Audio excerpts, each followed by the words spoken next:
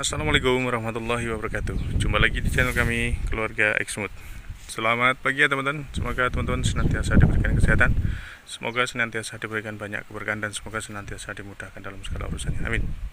Pagi hari ini kami Keluarga Exmut ingin berbagi cerita tentang kondisi perkembangan tanaman porang kami yang kami tanam dari bibit umbi ya teman-teman. Ini beda dengan yang bagian atas ini ya teman-teman. Ini yang atas-atas ini yang kami tanam dari bibit umbi tapi yang ukuran besar ya, dari masuk 2 musim nih. Ini sudah besar-besar semua, tinggi-tinggi semua karena memang dari ukuran 2-3 on sampai 5 on up ya. Ini yang di bagian atas, yang di petak bawah sini ini dari ukuran umbi juga tapi yang ukurannya lebih kecil.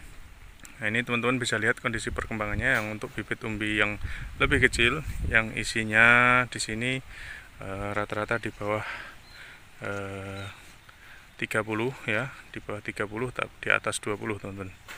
Di bawah 30 di atas 20. Nah, ini yang di bagian bawah-bawah pohon pepaya ini kecenderungannya lebih tinggi ya, seperti yang kemarin kami ceritakan di video-video sebelumnya. Untuk yang di bawah pepaya dia lebih cepat tinggi, dan untuk bibit umbi yang mini ini bisa dikategorikan bibit mini ya, meskipun nggak mini banget karena dia di atas 20, rata-rata segede telur ayam ya teman-teman. Itu untuk bibit umbi dia hampir mirip dengan katak ya teman-teman. Jadi untuk bibit umbi dia bisa keluar tunas nggak cuma sekali. Beda kalau yang umbi-umbi besar di atas 2 on, 3 on, setengah kilo itu biasanya tunasnya cuma sekali, atau seandainya keluar tunas lebih dari satu itu keluarnya secara bersamaan biasanya teman-teman. Nah, ini tunas yang pertama. Nah, ini yang tunas yang kedua. Ini lebih gede. Ini tunas yang pertama. Ini mau tanda-tanda tunas kedua. Itu tunas pertama, itu tunas keduanya. Ini tunas pertama, ini tunas yang kedua. Nah, salah satu keunggulan ketika kita tanam porang dari bibit umbi, sedikit memudahkan untuk proses pemeliharaan atau penanggulangan gulma ya teman-teman. Karena di sini ketika tanaman porang kita tanam dari ukuran bibit lebih besar, termasuk kalau dari katak itu katak super, itu ketika kita tanam dengan jarak agak rapat dikit gitu, dia ketika daunnya sudah mulai bertemu ya, daunnya saling bertemu, kemudian saling menopang lah ya. Ketika nanti ada panas terlalu terik, dia nggak gampang layu roboh karena ada yang menyangga kiri kanannya. Kemudian kalau ada angin juga bisa saling menahan supaya tidak roboh. Terus keunggulan yang lainnya, ketika daun sudah saling bertemu seperti ini, rumput-rumput di bawahnya dia tidak begitu banyak ya, tidak sebanyak kalau kita tanam dari bibit katak-katak mini atau bahkan bibit spora. Jadi untuk pemula, maaf ini untuk teman-teman yang baru belajar bertanam porang, itu memang lebih amannya, memang lebih baik kita nanamnya dari bibit ukuran umbi ya, yang di bawah 30, 20 ke bawah, syukur umbi-umbi yang lebih besar itu lebih cepat, artinya satu musim bisa panen. Atau kalau mau tanam dari katak super itu juga minimal yang 200 ke bawah. Jadi di situ nanti memudahkan untuk proses perawatannya, tidak gampang disalip pertumbuhan gulma untuk tanaman porang kita teman-teman ya.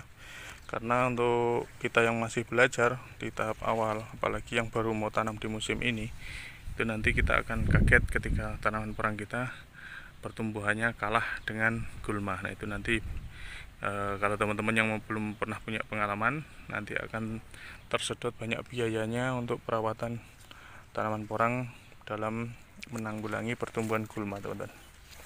Nah, termasuk di bagian atas ini ya teman-teman, ini bisa dilihat dari pertumbuhan tanaman porang kami.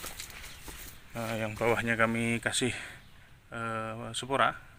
Sporanya juga sudah pada tumbuh semua ke sana ke dalam, dan teman-teman bisa lihat di sini meskipun sudah jarang kita lakukan penyepraian herbisida, gulma tidak terlalu banyak karena memang di bawahnya sana itu sudah rimbun sekali ya, antara pohon yang satu pohon yang lain itu saling bertemu daunnya, dan matahari hampir minim sekali bisa masuk ke dalam ini sela-sela tanaman porang, sehingga di sini rumput pun jadi sangat minim tumbuhnya. Ada yang tumbuh tapi tidak sebanyak kalau seperti tanaman katak mini ataupun bibit-bibit yang lain, yang mana di situ banyak space ruang yang dimanfaatkan gulma itu untuk tumbuh karena dia leluasa dan cukup sinar mataharinya. Tapi kalau seperti ini, karena tertahan sinar mataharinya, gulma pun jadi terhambat pertumbuhannya. Nah, ini sangat cocok bagi pemula atau teman-teman yang baru ingin belajar bercocok tanam porang. Itu sangat bagus ketika tanam porang dari bibit-bibit yang ukuran besar ya. Mungkin secara modal lebih banyak, tapi kalau modalnya agak mepet ya cukup tanam seperlunya saja, tidak apa-apa. Mungkin nanti musim-musim depan diperluas lagi. Daripada nanti kalau teman-teman yang masih pemula menanam dari bibit sangat kecil, kadang kalau belum paham ilmunya, belum paham pengalamannya, akhirnya jadi mengalami repot dalam perawatan tanaman porang, khususnya dalam penanggulangan perawatan gulma. Tapi kalau teman-teman yang sudah banyak belajar dari teman-teman yang lain ya, mungkin bagaimana cara menanggulanginya, apakah menggunakan mulsa plastik ataupun yang lain-lain, tentunya di situ juga akan bisa memberikan kemudahan. Dan kalau teman-teman yang ingin memilih menanam dari bibit katak super mini atau bahkan dari superanya, tidak masalah, yang penting harus siap dari sisi perawatannya dalam penanggulangan gulmanya. Oke, sip ya teman-teman. Sementara bagi-bagi cerita dari kami keluarga Exmood di pagi hari ini sampai di sini dulu. Semoga video yang kami bagikan ini bisa memberikan manfaat, menambah semangat kita semuanya untuk bertani porang kedepannya bisa maju dan sukses bersama. Terima kasih atas semuanya. Terima kasih sudah senantiasa bersedia bergabung bersama kami. Salam sukses dan sehat selalu dari kami keluarga Exmood. Wassalamualaikum warahmatullahi wabarakatuh.